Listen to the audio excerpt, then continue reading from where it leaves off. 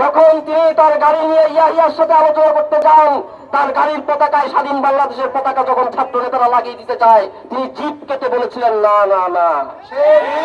সকল দল মত এক হয়ে যেখানে নেতৃত্ব দিয়ে যুদ্ধ করেছে, সেই যুদ্ধ তারা নিজেরা বললো আমরা আমাদের মতো সংবিধান ঘোষণা দিব।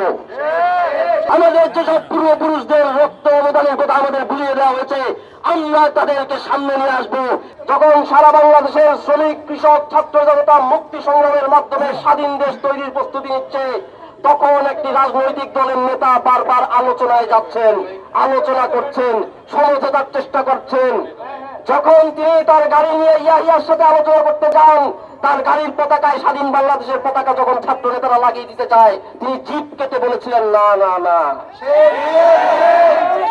যিনি প্রধানমন্ত্রী হতে চেয়েছিলেন, যার দলের নেতারা পার্লামেন্টারি পলিটিক্স করেছে, ক্ষমতা চেয়েছে, এমপি মন্ত্রী হতে চেয়েছে, জনগণের আন্দোলন সংগ্রামের অভিমুখে তারা তখন বাধ্য হয়েছেন স্বাধীনতার কথা মুখে উচ্চারণ করতে।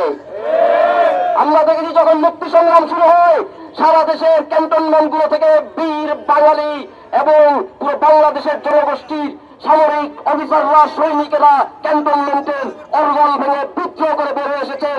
শ্রমিক, কৃষক, ছাত্র জনতা একের পর এক অস্ত্র হাতে তুলে নিয়েছেন।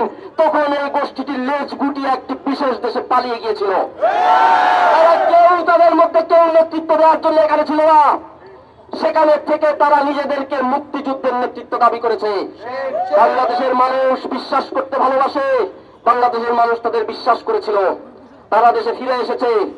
দেশে যারা মুক্তিযুদ্ধ করেছিল, ন্যাপ সহ, বামপন্থী সহ বিভিন্ন পন্থী দলগুলো, মাওলানা ভাসানীর দল সহ সকল দল মত এক হয়ে যেখানে নেতৃত্ব দিয়ে যুদ্ধ করেছে, সেই যুদ্ধ তারা নিজেরা বললো আমরা আমাদের মতো সংবিধান ঘোষণা দিব। তারা তাদের মতো সংবিধান ঘোষণা দিল। ৭১ এপ্রিলে বলা হয়েছিল সাম্য, মানবিক মর্যাদা, সামাজিক সুবিচারের জন্য মুক্তিযোদ্ধারা যুদ্ধ করছেন। তারা হঠাৎ করে কোত্থেকে প্রেসক্রিপশনে, বিদেশি প্রেসক্রিপশনে ৭২ সংবিধান রচনা করে সারা দেশের মানুষের উপর জগদ্দল পাথর চাপিয়ে দেওয়া দিল। সেই ৭২ সংবিধানের সকল ক্ষমতা কেন্দ্রীভূত করা হলো প্রধানমন্ত্রী, প্রেসিডেন্টের হাতে। সেখানে সকল ক্ষমতা কেন্দ্রীভূত করা হলো এক ব্যক্তির হাতে। পরবর্তীতে এই ধরনের ভান অভিনয়কেও ছুড়ে ফেলে দিয়ে ৭৫ বাকশাল কায়েম করে বাংলাদেশে গণতন্ত্রকে কবর দেওয়া হলো, জনগণের আকাঙ্ক্ষাকে কবর দেওয়া হলো। বাংলাদেশের মানুষের বিশ্বাসঘাতকতা ভুলে নাই। ৭২ থেকে ৭৫ অসংখ্য মুক্তিযোদ্ধা বাংলাদেশে বিদেশি আগ্রাসনে প্রতিবাদ করতে গিয়ে, প্রতিরোধ গড়ে তুলতে গিয়ে নিহত হয়েছে এই বাকশালী ফ্যাসিস্ট মুজিববাদীদের হাতে। এই মুক্তিযোদ্ধারা কি মুক্তিযোদ্ধা না?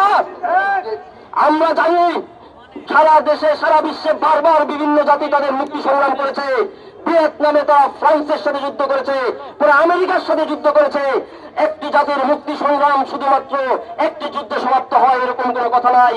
বাংলাদেশে ৭১ পরে আমরা দেখেছি বাংলাদেশের নদীগুলো কিভাবে শুকিয়ে মেরে ফেলা হয়েছে, বাংলাদেশের নদীগুলোতে একের পরে কিভাবে বাদ দেওয়া হয়েছে, কিভাবে এখানে প্রোডাক্ট ডাম্পিং করা হয়েছে, কিভাবে এখানে সীমান্তকে অনিরাপদ করে তোলা হয়েছে, বাংলাদেশের সার্বভৌমত্ব হস্তক্ষেপ করা হয়েছে, বাংলাদেশের সেনাবাহিনীকে আঘাত করা হয়েছে ষড়যন্ত্রের মাধ্যমে।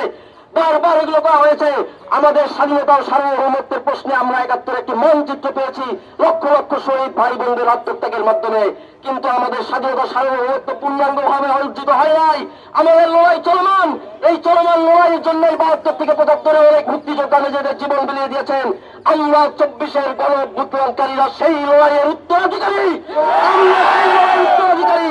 এই লড়াই আমরা শেষ করে ছাড়বো। এই লড়াই আমরা শেষ করে ছাড়বো। আমাদের যেসব পূর্বপুরুষদের রক্ত অবদানের কথা আমাদের বুঝিয়ে দেওয়া হয়েছে, আমরা তাদেরকে সামনে নিয়ে আসবো। তাদের অনুপ্রেরণাকে আমাদের সামনে রেখে আমরা প্রয়োজনে আমাদের দেশকে মুক্ত করবো অথবা শহীদ হবো ইনশাআল্লাহ। সেই সামনের দিনের লড়াই আপনাদের সকলকে নিয়ে আমরা এগিয়ে যাবো।